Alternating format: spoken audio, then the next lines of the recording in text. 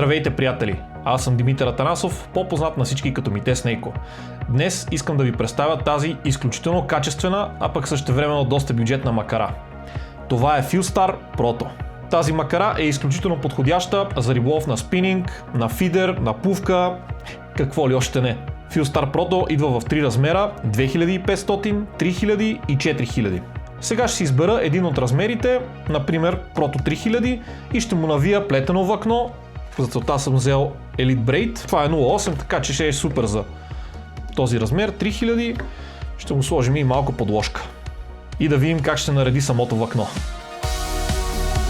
Fustar Proto е изключително надежна макара с преден аванс, предлагаща отлично съотношение между цена и качество. Характеристиките й са следните: 7+1 висококачествени съчмени лагери, високо устойчив графитен корпус, плътен и здрав бигел, машинно изрязана дръжка от алуминиева сплав, лом каз шпула, клип за влакно и универсална дръжка за лява или дясна ръка. Така, виждаме, че шпулата е добре смазана. Имаме и гумичка предпазна, да не влиза вода. Това е много добре. Някои модели доста по-скъпи нямат такава гумичка, така че това е супер. Добър знак е. Между другото, видях, че се предлагат и резервни шпули, ако на някой му трябва, за всеки един от моделите. Авансът сработва, честно казано, доста прилично, като за тази цена.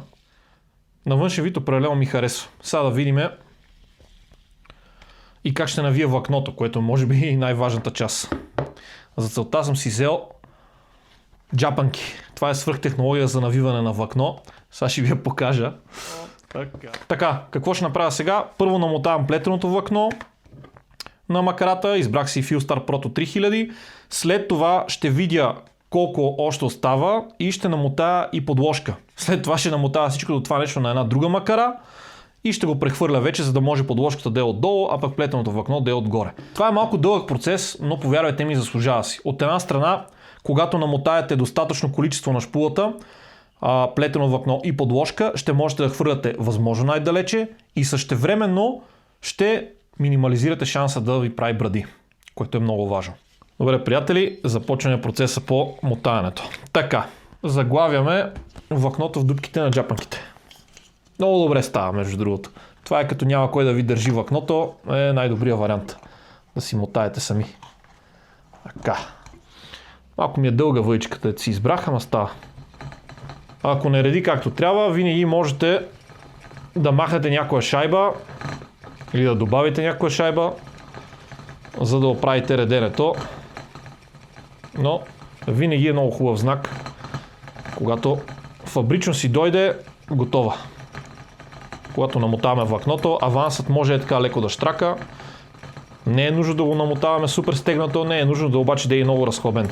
Общо взето баланс трябва, като при всяко нещо. Добре. Това влакно е 100 метра и така като гледам има доста мегдан за подложка, така че намотаваме и подложката. Така, сега за подложка може да използвате всяко влакно. Аз ви съветвам да е по-евтино и дебелината да е сравнително добре подбрана спрямо това какво плетено влакно навивате. Подложката почти винаги е монофилна, пак казвам, заради това, че използваме просто за да подпълни празното място на шпулата. Как ще си захвана двете влакна? С добре познатия ми възъл Albert. Той е изключително здрав, прави се много лесно. Показвал съм го на видео в моя канал, който иска може да го гледа. Аз лично ползвам него. До сега не е имало случай да се боря с риба и да се скъса на възъла. Между другото, плетено влакно не можете да режете с всякакви клещи, така че хубаво е да са с остри резачки. И така, сега пак започва хамалогията, а именно да намотаем достатъчното подложка. Начало винаги почвате лекичко, да видите всичко дали е наред. Дали върти, дали не върти. Така. Ето сега почваме с проблемите. Виждаме, че не е много наред. Затова даваме малко повече мегдан на самия фулмастър. Да може по-спокойно да се върти. Ето, тръгнаха нещата. Всичко тръгва, само трябва да се внимава лека по лека и нещата стават ясни. Сега вече може да дадем газ. Аз мисля, че е напълно достатъчно това в момента. Почти до ръбчето е... Ето, можете да видите, почти до ръбчето е. Сега като го обърнем, ще си стане както си трябва. Ако имах тук още една макара, като тази, а именно 3000, реално просто щях това да го намотая веднага на нея. Обаче, понеже нямам, ще правя тъпата хамология, която е това, ще го намотая сега на една друга макара, после на още една друга макара и след това вече на тази. Трябва да го премотавам 3 пъти. Не е проблем, имаме време, така че започваме да прехвърляме влакното и след това ще ви покажа крайния продукт. Но защото сега виждам, че нареди доста равно и доста добре. Настъпи време и да видим как ще се справи макаричката. Пробвай без да чупиме нещо. Не знам дали обърнахте внимание, отначало, когато започнах да въртя макарата, имаше съвсем лек шум. Сега вече го няма, както чувате. Това е така, защото повечето пъти на лагерите просто им трябва известно време да се разработят. Едни стотина оборота и влизат в екшен. Така че... Опа!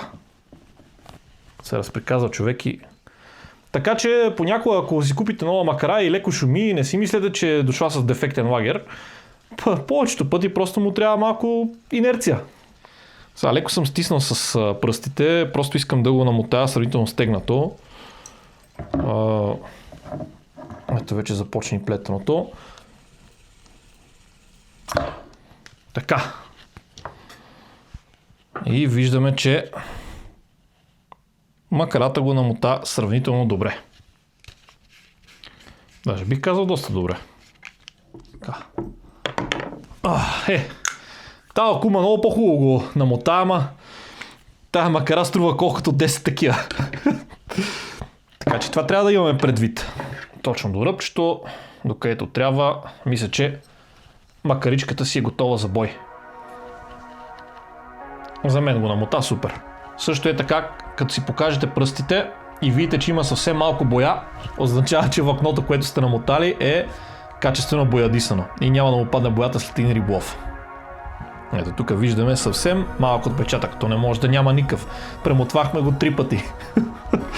Ами това от мен, приятели. Ако искате да проверите тази хубава макаричка, можете да го направите на сайта на Fillstar, както и във всеки един партньорски магазин. Аз бях Мите Снейкъл, благодаря ви, че изгледахте това кратко представяне и до нови срещи!